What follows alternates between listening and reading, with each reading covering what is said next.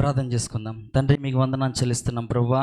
ఇంతవరకు మాకు తోడైన ఎబ్రనేజర్ దేవునికి వందనాలు చెల్లిస్తున్నప్పుడు ఇప్పటి వరకు తండ్రి 2 మాటలు మా ముందు ప్రభా, నీ బిడ్డలు మా ఉంచినందుకు వందనాలు చెల్లిస్తున్న ప్రభా. మీరు మాతో మాట్లాడినందుకు వందనాలు తండ్రి. 3వ మాట మేము పలుకుచుండగా తండ్రి, నీ యొక్క అభిషేకంతో మమ్మల్ని నింపమని ప్రార్థన చేస్తున్నాము తండ్రి ప్రభువా. అయ్యా అయ్యా మేము యొక్క ఆత్మతో మమ్మల్ని నింపమని ప్రార్థన చేస్తున్నాం ప్రభువా. నీ యొక్క అమూల్యమైన మాటలు మేము ప్రభా చెప్పబడుటకు తండ్రి, అయ్యా మేము కాదు కానీ మీరు మా నోటి నుండి ప్రభా నీ ప్రజలకు తెలియజేయమని ప్రార్థన చేస్తున్నాము తండ్రి ప్రభా.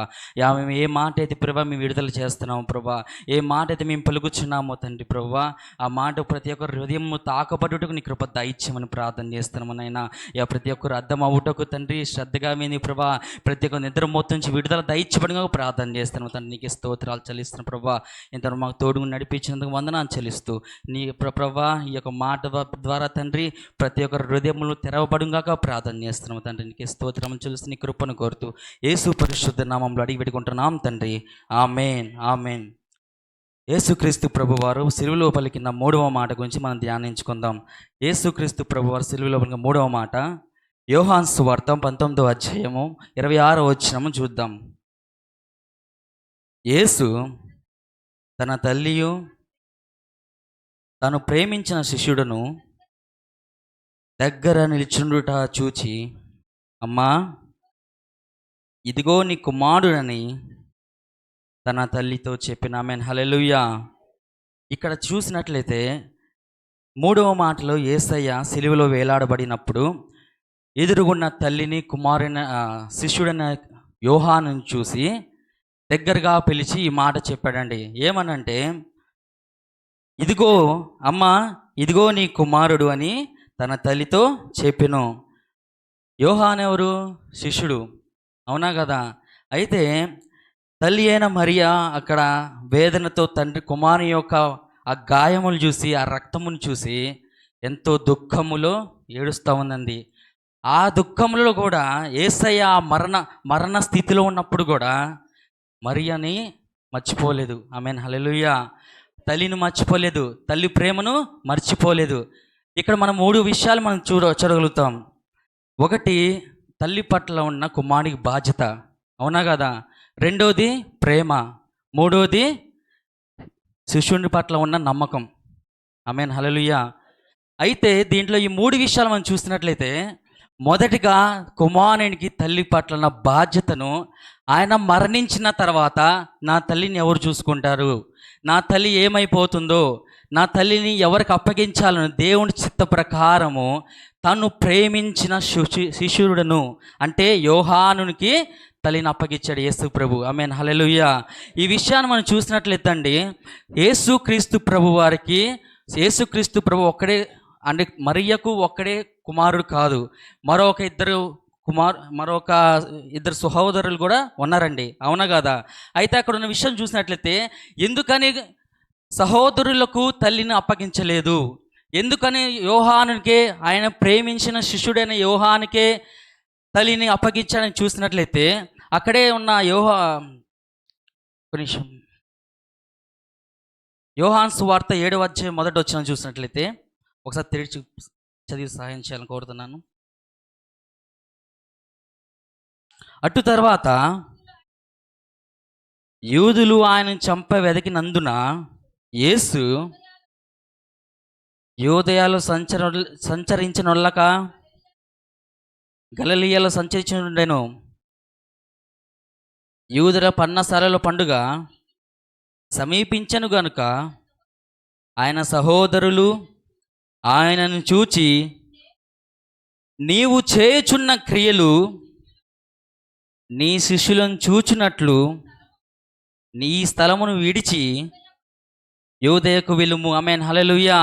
ఎందుకు ఇక్కడ సహోదరులు యేసుక్రీస్తు యూదయకు వెళ్ళమంటున్నారంటే, ఒక యూద ఇస్కరియోతు మాత్రమే కాదు ఇక్కడ యేసు ప్రభువుని అప్పగించడానికి, ఇక్కడ తమ్ముళ్ళు కూడా అంటే సహోదరులు కూడా యేసు ప్రభువుని అప్పగించడానికి వారికి శాస్త్రులకు సహాయం చేస్తున్నారండి. ఆమేన్, హల్లెలూయా.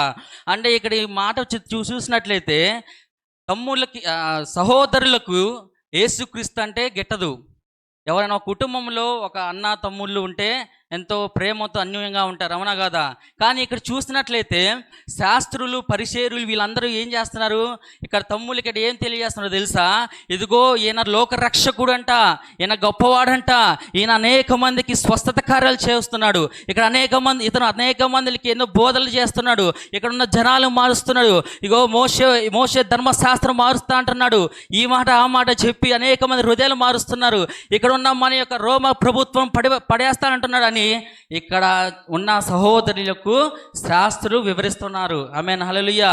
ఆ యొక్క మాటలు విని, ఆ సహోదరు వారి చెప్పిన మాటలు విని అంటే యేసుక్రీస్తు మీద వారికి కక్ష పెరిగినది, కోపం పెరిగిపోయింది. ఎందుకు ఇట్లా ఆయన చేస్తున్నాడు, కుటుంబం పట్టించుకోకుండా ఎందుకు ఈయన ఈ రీతిగా తిరుగుతున్నాడని సహోదరులకి కోపం వచ్చేసిందండి. ఆమేన్, హల్లెలూయా. అయితే ఇక్కడ చూస్తున్న మాట ప్రకారం ఏంటంటే, సహోదరులు అట్లా ఆ మాట వాళ్ళ మాట వినిన తర్వాత ఎవరెక్కడైతే కిందంగా కొంచెం చూసినట్లయితే యేసు 6వ వచనం, యేసు కాదు 4 నుంచి చదువుదాం మళ్ళీ. బహిరంగమున అంగీకరింపబడ గొరుగువాడైన ఎవడును తన పని రహస్యముగా జరిగింపడు. నీవు ఈ కార్యములు చేయుచున్న ఎడల నిన్ను నీవే లోకమునకు కనపరచు మరి చెప్పిరి. ఆయన సహోదరులైనను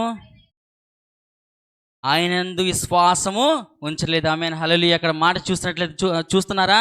ఆయన యందు ఎవరు విశ్వాసం ఉంచట్లేదంట? సొంత సహోదరులే ఆయన యందు విశ్వాసం ఉంచట్లేదంట. అక్కడ సొంత రక్తము పంచుకోబడిన సహోదరులు ఆయనందు విశ్వాసమును ఉంచబడలేదు. ఆయన ఏదైనా పాపము చేసి సిలువ వేయబడ్డా? ఆయన తప్పు చేసి సిలువ వేయబడ్డా? వేయబడలేదు. ఆయన ఎటువంటి దోషము లేకపోయినా కానీ, ఆయన నోరు విప్పకపోయినా ఆయన సిలువ వేశారండి. ఆమేన్, హల్లెలూయా. ఇక్కడ సహోదరులు సహాయం చేయవలసిన సహోదరులే ఆయనకి సిలువ వేయబడాలి, ఆయన మరణించాలని కోరుకుంటున్నారు. ఆమేన్, హల్లెలూయా. కానీ ఇక్కడ యోహాను మాత్రం అలా ఆలోచించట్లేదు. మొదట్లో యోహాను పారిపోయాడు, కానీ తిరిగి యేసుక్రీస్తుతో నేను ఉంటానని మరలా సిలువ దగ్గరకు వచ్చి ఆయన యోహాను చూసి, ఇదిగో నన్ను ప్రేమించిన నా కుమారుడు యోహాను, నా తల్లిని నువ్వు చేర్చుకోమని చెప్పాడు యేసు ప్రభు. ఆమేన్, హల్లెలూయా. ఎంత అద్భుతమైన సందేశమో కదా. అలాగే ఇంకో మాట చూసినట్లయితే మార్కు సువార్త 3:20 చూసినట్లయితే,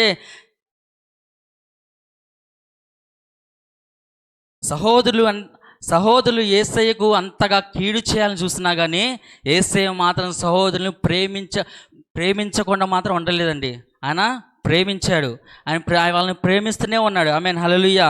3వ అధ్యాయము మార్కు సువార్త 3వ అధ్యాయము 20 చూద్దామండి. ఆయన ఇంటిలోనికి వచ్చినప్పుడు జనులు మరలా గుంపు కూడి వచ్చిరి గనుక భోజనము చేయుటకైనను వారికి వీలు లేకపోయిను. ఆయన ఇంటివారు సంగతి విని ఆయన మతి చెల్లించి ఉన్నది చెప్పి పట్టుకొనిరి. ఆమేన్, హల్లెలూయా.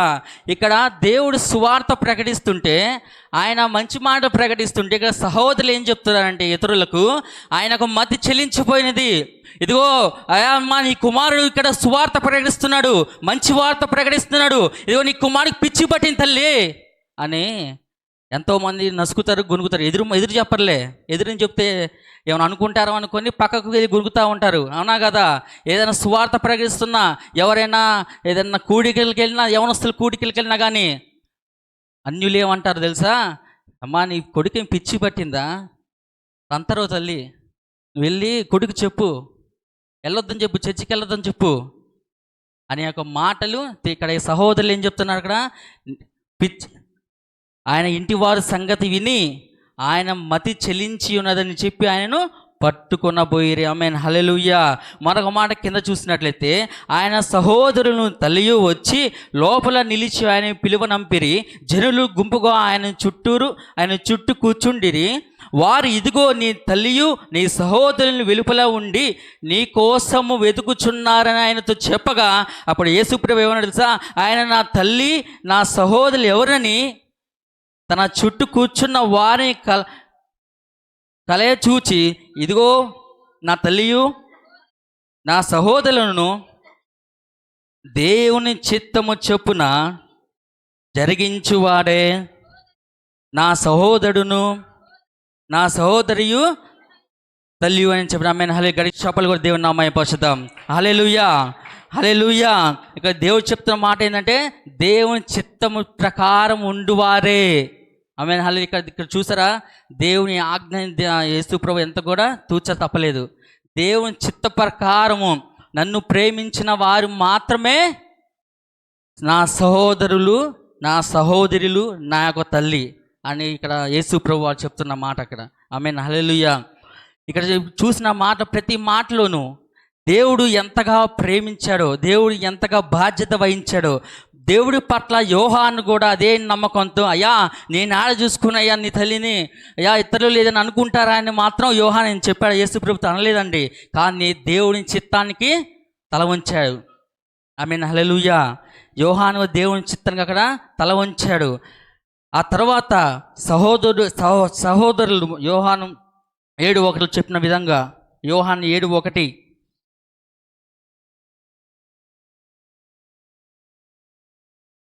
యోహాను 6వ అధ్యాయము 7-6 వచనమా, యేసు నా సమయం ఇంకనూ రాలేదు, మీ సమయం ఎల్లప్పుడూ సిద్ధముగానే ఉన్నది. ఆమేన్ హల్లెలూయా. ఇక్కడ సహోదరుల వైపు వెళ్ళమని చెప్పినప్పుడు యేసు చెప్తున్న మాట ఏం తెలుసా, నా సమయము ఇంకా రాలేదు. యేసయ్య సెక్షన్ నుంచి తప్పించుకోవాలని ఎంతసేపు అంటే అక్కడ, అవునా? సిలువ నుండి పిలాతు అడిగినప్పుడే, అయ్యా నేను ఏ దోషము చేయలేదు, ఏ పాపము చేయలేదని యేసయ్య ఒక మాట చెప్తే అక్కడ సిలువ మరణం నుంచి ఆయన తప్పించుకోలేడా? తప్పించుకోగలడు. కానీ ఎవరి కోసం ఆయన సిలువ మరణము పొందాడు? అక్కడ మన కోసం, మన పాపముల కోసం సిలువ మరణం పొందాడు. ఆమేన్ హల్లెలూయా. అయితే అక్కడ ఎంత శ్రమ పొందినా కానీ, ఆయన ఎన్ని మాటలు అంటున్నా కానీ, ఎన్ని మాట అన్నా, ఎన్ని దూషించినా కానీ ఒక మాట కూడా నోరు తెరవలేదండి అక్కడ యేసు ప్రభు. ఎంత ప్రేమ గలవాడు తెలుసా, మనల్ని ఎంతగా ప్రేమించాడు. అందుకే యోహాను 3:16 రాయబడిన విధంగా, దేవుడు లోకమును ఎంతో ప్రేమించాడంట. ఎంత అంటే ఎంతో ప్రేమించాడు. నువ్వు ఏ పాపము చేసినా, ఏ అపరాధము చేసినా, ఏ శాపముతో ఉన్నా కానీ ఆయన నీ పాపము క్షమించి నీ యొక్క స్థానంలో కూర్చోబెట్టాడు. ఆమేన్ హల్లెలూయా. నీలాగా ఇతరులు కూడా ఈ స్థానంలో కూర్చోవాలంటే నీవు ఇతరులను ప్రేమించాలి, ఇతరులను క్షమించాలి, ఇతరులకు నీ యొక్క దేవుని యొక్క సువార్తను ప్రకటించాలండి. ఆయన కోసం నువ్వు ఏడవద్దు అంటున్నాడు అక్కడ. నువ్వు నా కోసం ఏడవద్దు తల్లి, నీ బిడ్డల కోసం ఏడు, నీ సమాజం కోసం ఏడు, అనేక మంది రక్షణ కోసం ఏడు. ఇక్కడ చాలామంది కన్నీరు వ్యర్థం చేసుకుంటున్నారండి. చనిపోతా భర్త వల్ల సమస్య, పిల్లల వల్ల సమస్య, అప్పుల బాధలు, ఆర్థిక ఇబ్బందులు, చాలామంది అదే ఆలోచనలతో ఉంటున్నారు, అదే మనోవేదనతో ఉన్నారు, అదే ఏడుపులతో ఉంటున్నారు. ఆ ఏడుపోయింది ఎక్కడ దేవుని ఇస్తుంది ఏడుస్తుంది. నీ యొక్క అప్పులు, సమస్యలు ప్రతిదీ యేసు నామములో కొట్టివేయబడిపోతాయి. ఆమేన్ హల్లెలూయా హల్లెలూయా. నీ యొక్క కన్నీటి బొట్టుకి దేనికి వ్యర్థము చేయకూడదు. నీ కన్నీరు దేనికి వ్యర్థము చేయకూడదు. ఆయన కోసం ఏడమని ఆయన చెప్పట్లేదు, నీ కోసం, నీ బిడ్డల కోసం, నీ సమాజం కోసం ఏడమని చెబుతున్నాడు యేసయ్య. అక్కడ దేవుడు ఎంతగా మనం ప్రేమించాడు అక్కడ అర్థమవుతుందా లేదా? ఆమేన్ హల్లెలూయా. ఇక్కడ చెప్తున్న విధంగా యోహాను 19:23 19:26 యేసు తన తల్లియు తను ప్రేమించిన శిష్యుడి దగ్గర నిలిచి చూచి, అమ్మా ఇదిగో నీ కుమారుని అతనితో చెప్పిన. ఆమేన్ హల్లెలూయా. ఎంతో అద్భుతమైన మాట. ఆ మరణ వార్త, ఆ యొక్క సిలువ వార్త విని నా యొక్క తల్లి గుండె మనోవేదనతో ఎంతగానో ఏడుస్తూ, మన బిడ్డలకు చిన్న దెబ్బ తగిలితేనే మనం ఎంతో విలువలాడిపోతాం, అవునా కదా? ఈ యొక్క ఎర్ర ఎండలో చెప్పులు లేకుండా మన బిడ్డలు తిరుగుతూనే ఊరుకుంటావా? ఊరుకో, అవునా? ఎర్ర ఎండలో మన బిడ్డలు చెప్పులు లేకుండా తిరిగితే ఊరుకో. 500 పెట్టిన చెప్పులు తీసుకొచ్చి కొని కాళ్ళు తొగుతాం, అవునా కదా? కానీ ఆయన ఎటువంటి చెప్పులు లేవు, రక్తపు మడుగులు, ముళ్ళ కిరీటము. ఆ స్థితిలో ఉన్న యేసు ప్రభు నా తల్లి చూసి ఎంత గుండె పగిలిపోయి ఉంటుంది ఒక్కసారి జ్ఞాపకం చేసుకోండి. ఎంత ఎంత గుండె పగిలిపోయి ఉంటుంది, ఎంత మనోవేదన కలిగి ఉంటుంది, అవునా? నిజంగా దేవుడు ఆ తల్లి పట్ల బాధ్యతను అక్కడ కనబరిచాడు. ఆమేన్, హల్లెలూయా. ఎంతో మనోవేదనతో ఆ తల్లి ఎంతగానో ఏడుస్తుంది. అయ్యా, నా కుమారుడా, నువ్వు సిలువ వేయబడ్డావా? నువ్వు ఎవరి కోసం సిలువ పెట్టావు? ఇక్కడ నువ్వు ఎవరి కోసం సిలువలో వేలాడుతున్నావు? ఈ రక్తం ఎవరి కోసం చిందిస్తున్నావు? దేనికోసం ఈ రక్తం చిందిస్తున్నావు నువ్వు? ఆ సిలువ వేయబడిన దినము నుండి ఇప్పటి వరకు నీ పాపము నుండి విడుదల చేయబడ్డావో లేదో ఒకసారి జ్ఞాపకం చేసుకో. నువ్వు పాపం నుంచి విడుదల చేయబడినా నువ్వు మళ్ళీ పాపంలోకి వెళ్తున్నావులే జ్ఞాపకం చేసుకో. లేదయ్యా, నీ నీతిమంతుడిగా ఇంతవరకు నేను ఉన్నానయ్యా, నీ నీతిమంతురాలుగా ఉన్నానయ్యా అని నువ్వు అనుకుంటున్నావు. దేవుడు చెప్తున్న మాట అదిగా. నువ్వు మారుమోసు ఎప్పుడైతే పొందుతావో ఆయన గాయములు ఎన్ని కొరడా దెబ్బలు కొట్టినా కానీ తక్కువ. ఎన్ని కొరడా దెబ్బలు, 39 కొరడా దెబ్బలు వెనక ఈపు మొదట చేల్చబడి ఉన్నదమ్మా. ఎంత శ్రమో, ఆ శ్రమ కూడా ఆయన ఓర్చుకున్నాడు. ఎవరి కోసం? అది నీ కోసం, నా కోసం మాత్రమే. దేవుడు నిజంగా మనల్ని ఎంతగానో ప్రేమించిన దేవుడు. ఆయన ప్రేమతో మనల్ని ఎంతగానో ఇంతవరకు మనల్ని ఆయన చేతులతో పట్టుకొని, నువ్వు ఒక్కొక్క దినం నువ్వు ఒకసారి నువ్వు ఆయన మర్చిపోయిన ఆయన నిన్ను ఎప్పుడు మర్చిపోలేదు. ఆయన నువ్వు విడిచిపెట్టాను, ఆయన నిన్ను ఎప్పుడు విడిచిపెట్టలేదు. నువ్వు మంచి స్థితిలో ఉండాలని ఆయన దరిద్రతను మోసాడు. నువ్వు మంచి స్థితిలో ఉండాలని, నువ్వు ఒక మంచి అంతస్తులో ఉండాలని ఆయన పూడి గుడిసెలో పుట్టాడు. ఆయన దేవుడు నేను ఎంతగానో ప్రేమించాడు. ఒక్కసారి జ్ఞాపకం చేసుకో. ఆ పాపములు చూడలేక నీ పాపం నుంచి విడుదల చేయబడుటకు ఆయన సిలువలో మరణించిన దేవుడు ఆయన.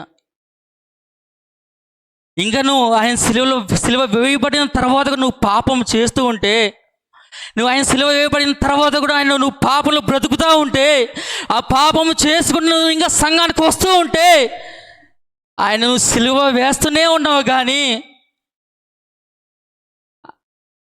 నువ్వు ఎప్పుడు ఇంకా పాపం నుంచి విడుదల చేయబడతావు? నువ్వు పాపంలో నుంచి నువ్వు పాపం చేస్తా, అయ్యా నీ పాపం చేస్తాను, ఇక్కడ క్షమాపణ. పాపం చేస్తా, ఎన్నిసార్లు నీకు క్షమాపణ కలగాలి? ఎన్నిసార్లు నీకు క్షమాపణ కలగాలి? దేవుడు నేను క్షమించాడు. చాలా మంది అయ్యా నేను పాపినయ్యా, నీ నదయ్యా, నీ నిదయ్యా అనుకుంటా. నువ్వు ఎప్పుడో దేవుని పాపము నుండి నీలో ఉన్న శాపం మొత్తం ఎప్పుడో తొలగించాడు దేవుడు. కానీ నువ్వే నీ మనోనేత్రం తెరవబడట్లేదు. ముందు ఎప్పుడైతే నీ యొక్క మనోనేత్రం తెరవబడతాయో అప్పుడు నిజంగా దేవుని అప్పుడు నిజంగా నువ్వు ఆరాధిస్తావు. చాలామంది ఇప్పుడు చూడ చాలామంది ఇదే స్థితిలో ఉన్నారండి. సంఘంలో ఒక ప్రేమ, సమాజంలో ఒక ప్రేమ, సంఘంలో ఒక ప్రేమ, కుటుంబంలో ఒక ప్రేమ. ప్రతి ఒక్కరిని ప్రేమించాలి, ప్రతి ఒక్కరిని శత్రువైనా ప్రేమించాలి. అందుకే ఇక్కడ చెప్తున్న యేసు ప్రభుకి మాట చెప్తున్నాడు. తను ప్రేమింపబడిన శిష్యుడు యోహాను తను ప్రేమించిన శిష్యుడిని దగ్గర నిల్చుండుట చూచి, అమ్మా ఇదిగో నీ కుమారుడని తల్లికి ప్రేమించిన శిష్యునికి చెప్పాడు అక్కడ యేసు ప్రభు. నిజంగా ఎంత అద్భుతమైన ఒక మాటలో దేవుని మనకి ఎంతగానో వివరణ ఇస్తూ తల్లి పట్ల ఏ విధంగా ప్రేమ కలిగి ఉండాలి. చాలామంది ఈరోజు తల్లిని దూషిస్తున్నారు, తండ్రిని దూషిస్తున్నారు, తల్లిని అనరాని మాట్లాడుతున్నారు. ఒక రాని ఏజ్ ఒక సమయం వస్తే ముసలితనం అయిపోవాలి. అందరు చాలామంది చూస్తూనే ఉన్నాం, మన వీడియోస్ కూడా చూస్తూనే ఉన్నాం. తల్లిని ఇంట్లో గెంటేస్తున్నారు. నేను కని మోసి పెంచి నేను ప్రేమించి శ్రమలు పడి నిన్ను ఎంతగా ప్రేమించి ఒక ప్రయోజనం చేస్తే నువ్వు వేసే శిక్ష ఇదే, నువ్వు చూపే ప్రేమ ఇదే. దేవుడిని జాగ్రత్త పడిన హెచ్చరిస్తున్నాడు తల్లి.